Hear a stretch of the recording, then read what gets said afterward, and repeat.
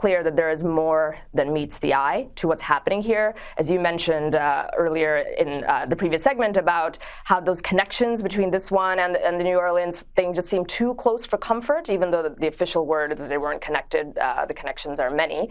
Also, the fact that he was a Green Beret. This is one of the most elite divisions of the Special Forces in the United States Army. And so I wonder, what his objective was, because the mission failure rate for that division is pretty close to zero. What's going on, you guys? AJ Tucker with AJ Self Defense, and man, this story keeps getting crazier.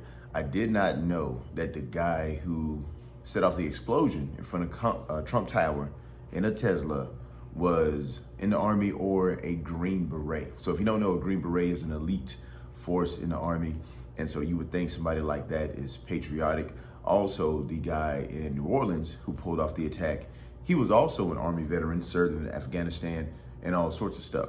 And so one of my concerns was whenever they start to ramp up security, because after attacks like these, they're gonna ramp up security. When I say ramp up security, they're gonna throw more money at it. They're gonna do more things. They're gonna check people a little bit harder, very similar to 9/11.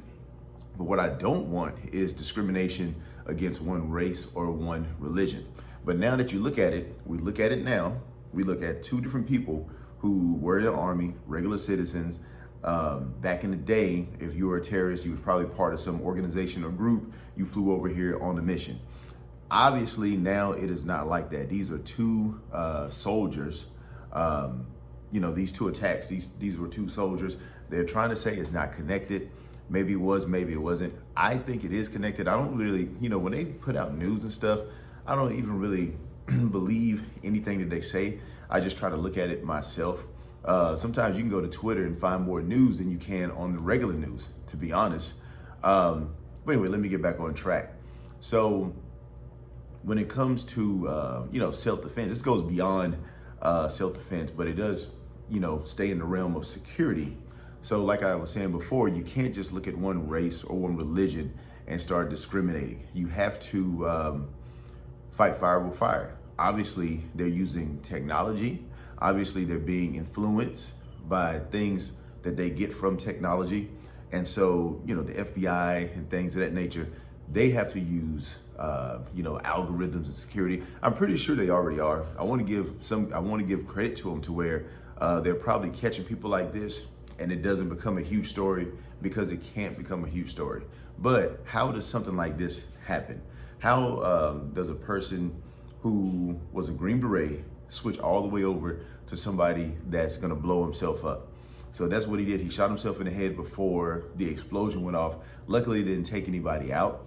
I don't know what his point was. I mean, with Donald Trump and Elon Musk having a relationship, it is very ironic that he takes a Tesla and put it in front of Trump Tower. But why take yourself out? Why did he do it? Was he a willing participant?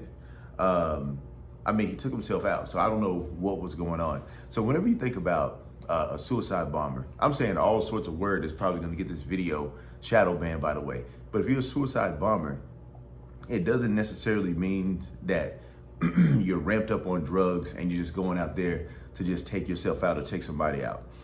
Whenever I was overseas, some of those people were just regular people. They had a vest put on them and they were forced to be a suicide bomber. They had their families threatened and stuff like that. I'm not saying that this guy was threatened or anything like that, but something is going on. Hopefully they can figure out what that story is, and hopefully it comes out, before 50 years later. You know what I'm saying? It's gonna come out, but hopefully it comes out soon so we can know what's happening. But back to my main point. Back in the day, when people thought about kidnappers and thieves, they were in a white van, right?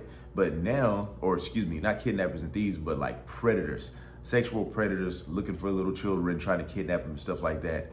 But now the vehicle is not a white van, it is social media, it is digital. So when you talk about terrorist attack, you think about these groups where they take these people and they live with them and they influence them.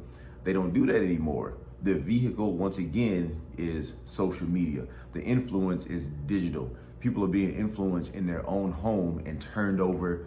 And what is the pattern? What are they talking about? How are they turning these people over? How are they turning these people against America and making them want to do these attacks? Because yes, we do not like sending troops over to war.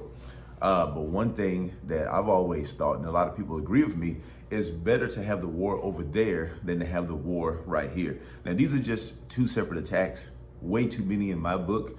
But what if it was 100 in a day? What if it was 50 in a day? What if it happened to, our supply lines? Like I'm not even gonna give ideas, but actually I'm not saying anything new. But what if it was happening to like trucks, Amazon routes, all that stuff? How do we ramp up our security? Whenever you make a bomb or whatever, it's not completely homemade. I mean, it's so easy to go to Home Depot, go here, go there, and you have instructions on how to put together everything. So if they're buying things in a certain pattern, shouldn't they blip up or something? I don't know. There's people that know more than me about this that can, hopefully you can provide some feedback in the threads below. But that's all I got for this one. I'll see you on the next one.